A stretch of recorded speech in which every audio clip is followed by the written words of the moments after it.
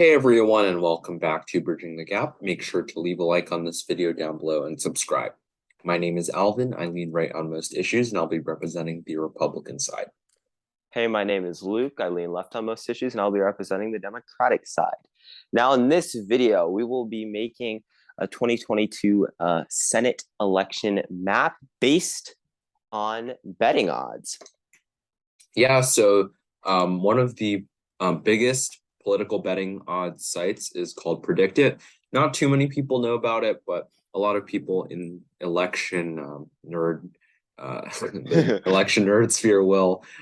This is a site where a lot of the competitive races have betting markets, and people can put their money where their mouth is. So we're going to be filling out a prediction map on Yatmis based on the predicted betting odds. So our margins are going to be if the person with more cents is under 60 cents, then it'll be a tilt margin.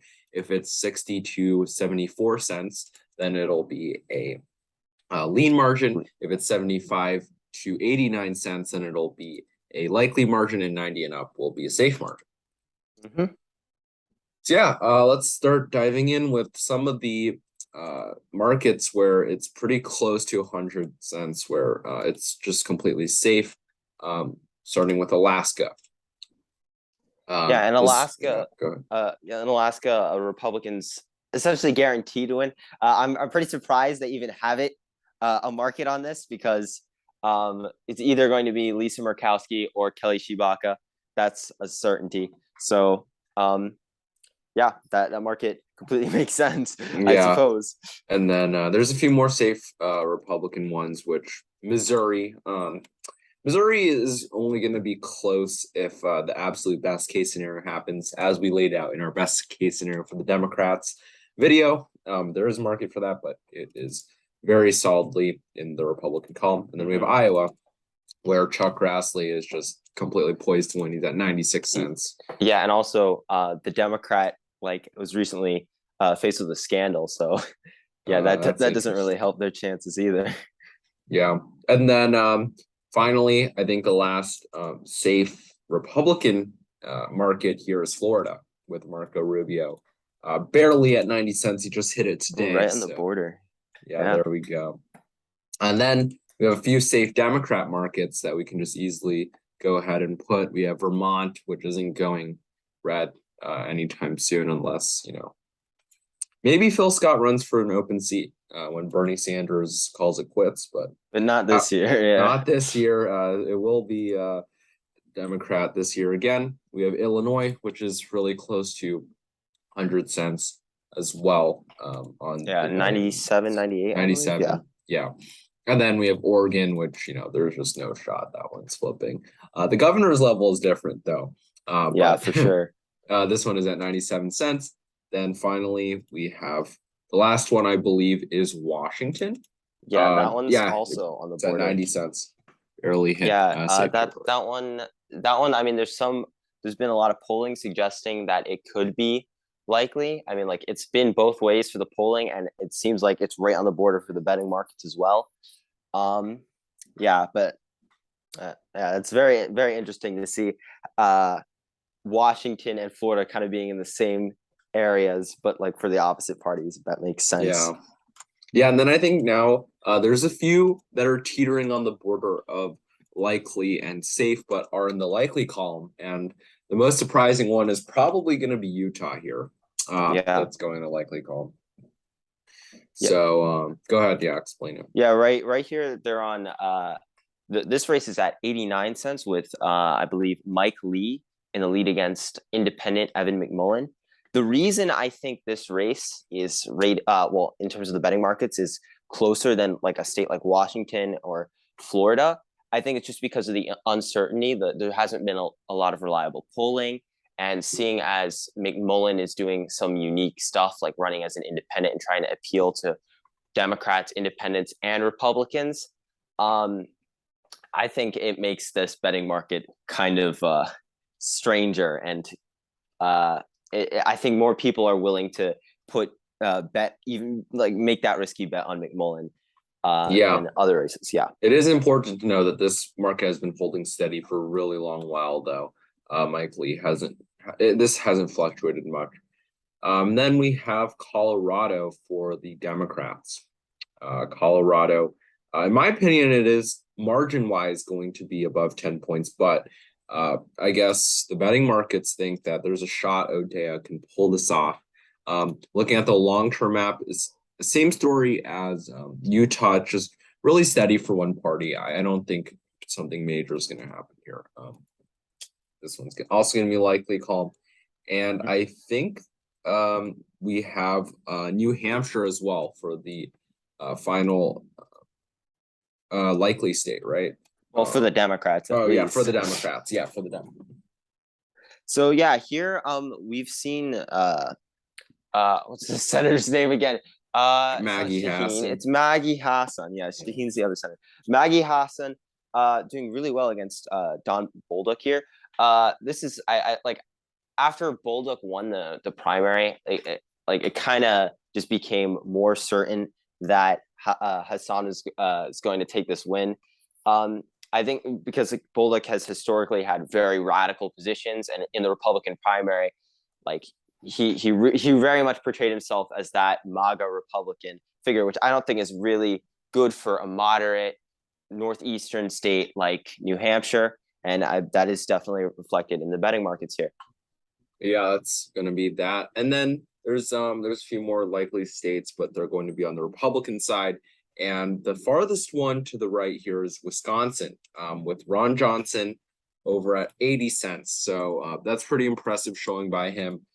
Some are speculating, I guess, with their money that Ron Johnson's going to be winning pretty safely against Mandela Barnes. And I have to say that the polling recently has been reflecting that.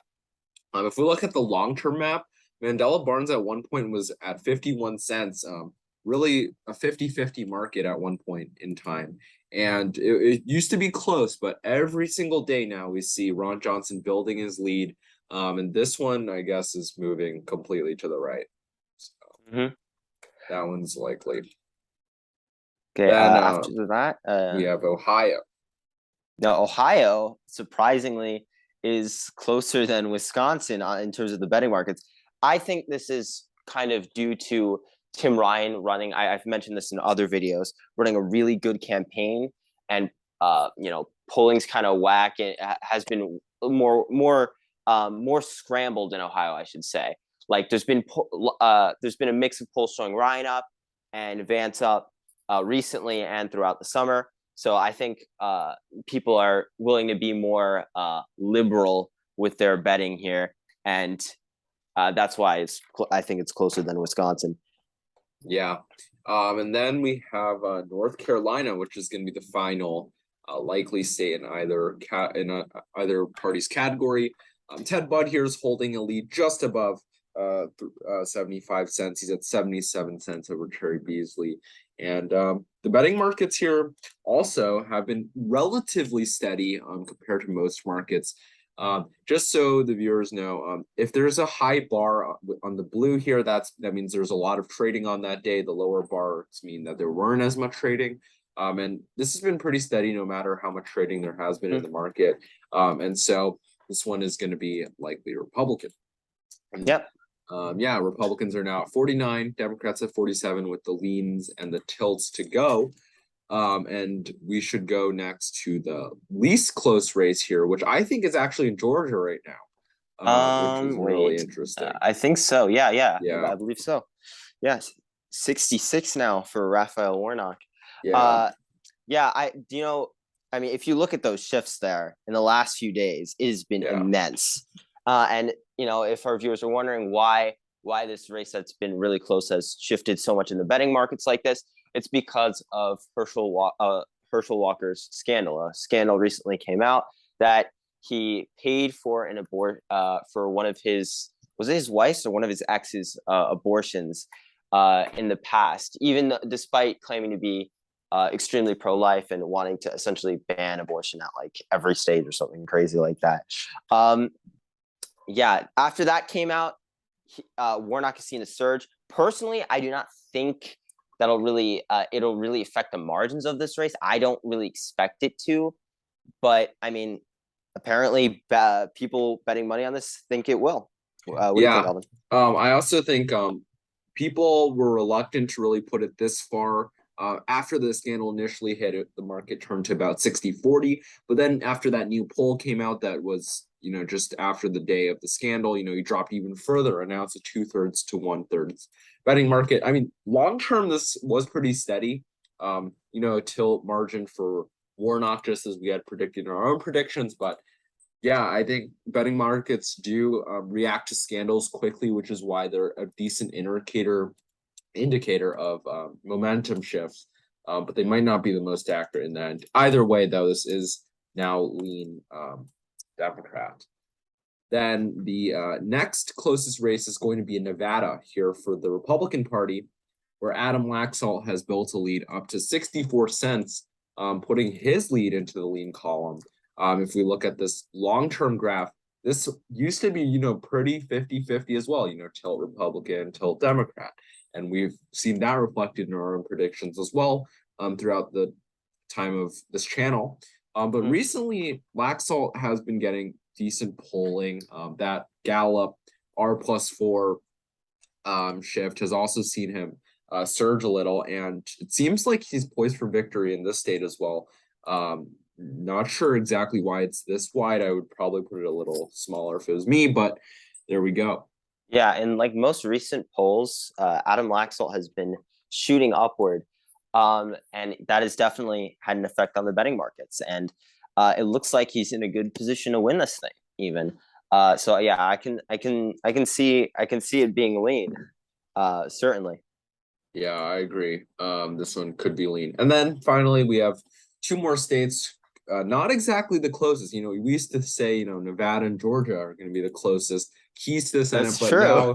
now it's flipped on us. Pennsylvania and Arizona are now the closest races, and we should start here in Pennsylvania because it's actually less close than Arizona, and we'll get to that in a moment. But you want to explain Pennsylvania? Yeah, Pennsylvania, as we can see here, is right on 60 cents. So that would put it barely in a lean margin as of right now. It's John Fetterman versus Dr. Oz. And, as we could see in the past, John Fetterman was doing much better at 75 cents in the last few months. But it's closened. Oz has closened it in the polls, and he's closened it on the ground. I think it's really due to Oz's successful messaging against Fetterman's health. But I feel Fetterman, I mean, as we can see, it is close, and that has had an effect on people and their bets. I still think that an interesting day for these betting markets will be the day of Fetterman and Oz debate, because Fetterman can kind of refute those claims on his health if he debates well, and Oz can strengthen his message then as well. But as of right now, it's still lean blue. Yeah. Do you have any thoughts on this? Or? I agree with the debate. I think if Fetterman makes one too many gaffes in that debate, this market could absolutely flip for Oz. If we see a few more polls showing more momentum for Oz, this could also start shifting towards Oz. But if Fetterman performs well in that debate, if they're standing during the debate and Fetterman uses his 6-9 advantage over Oz, if Fetterman starts getting a few more solid polls, maybe Trafalgar releases one that shows the race shifting the other way, then this could go right back up to 75 cents where it peaked for Fetterman over the past 90 days and move it back to the likely column. But for now, Oz seems to be doing well. He's been picking up the momentum. He's been getting the independents and the base to move towards his side. And unlike Doug Mastriano, Oz has been tightening this one up. And then finally, we have Arizona, where a few days ago, they had their Senate debate, which was extremely interesting because in the past, we've seen Kelly have a very strong lead in the past over Blake Masters, especially once the primary ended. But now this one's shifted the other way. It's like the anti-Georgia because Blake Masters is picking it up. And I guess everyone thinks that Blake Masters crushed Mark Kelly in the debate for some reason. Personally, I do not believe that. I think Mark Kelly did all right with the moderate messaging, but I don't know. It seems like people betting money on this think Blake Masters won, and that's reflected in the markets here. Yeah, I mean, Masters is up to 44 cents, which is pretty impressive. When we were about to make this video, this was a tilt margin. I guess it's going to be a lean margin now, but yeah, either way, it's been so close. Yeah, I would know. Yeah, it's been jumping between 59 and 60 cents for the last few hours. Like, it's just been going back and forth. Yeah. I guess this one as of right now, it's 60, in real time. It is going to be a lean margin, but it was 59 cents just 15 minutes ago, as you can see on here. It's been really close. So, anyways, 50 for the Republicans, 50 for the Democrats. Betting markets are looking like the Senate's gonna be really close, and we're gonna show you a few more final betting markets here to round that off. We first have the closest Senate race betting market, where George is still in the front for some reason, even though the betting markets for Georgia have been even with the scandal. Yeah, we see Pennsylvania getting closer with Dr. Oz picking up the momentum. We see Nevada getting less close as Adam Laxalt expands his lead over Catherine Cortez Masto.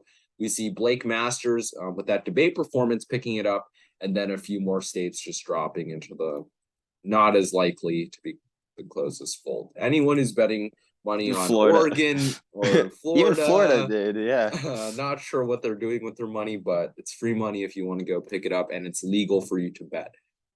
Don't bet if it's illegal where you are. Okay, and then we have which party will control the Senate?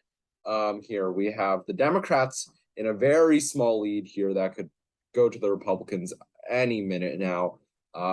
53 cents for the Democrats, which sort of reflects this map because Republicans could take any of the three, Pennsylvania, Georgia, and Arizona, and they only have to hold on to Nevada of the lean states, and there we go. They would have the Senate. So it's pretty reflected there. And then we have how many seats will the GOP control? Marky, you want to talk about that? Yeah, so we can see here. I believe the highest is at 50 seats right now. Yeah, I mean that kind of just reflects why people think. Why Democrats are slightly favored to win the Senate, at least in the betting markets. Because remember, at 50-50, Democrats still hold the Senate because of the vice president. But beyond that, we still see pretty high cents for 51 seats and 52 seats.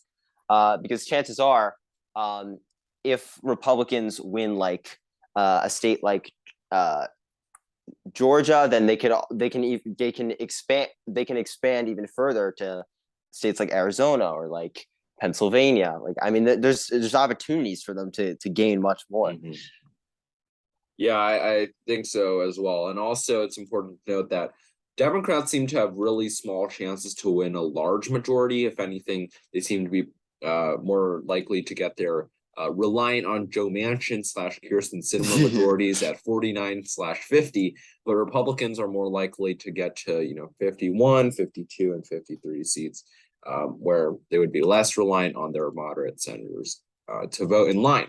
And then finally, we have the balance of power in Congress market, which is actually really similar to the which party will control the Senate, with Republicans at 48 cents for the Republican House and Senate, because this is going to be the determining factor here, because the House will probably go Republican if the Senate goes Republican, and this is reflected in odds.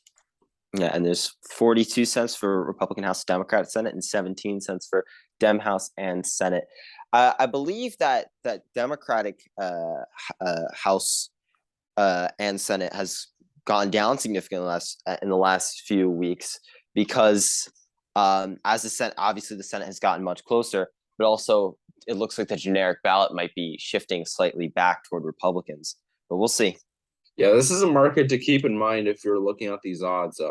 We obviously see in the past we've seen our House and Senate at the top dominating, but now these two outcomes have been fluctuating to compete at who's at the top, but House and Senate have been slowly falling. So this is, I think, all the betting markets add up They all seem to be pretty similar to each other. And 50-50 is the final map on Predict It. Thanks for watching, everyone. Make sure to like if you haven't already, subscribe, comment down below. Share with your friends. Yeah. Yeah. All right. Thanks for watching. See ya.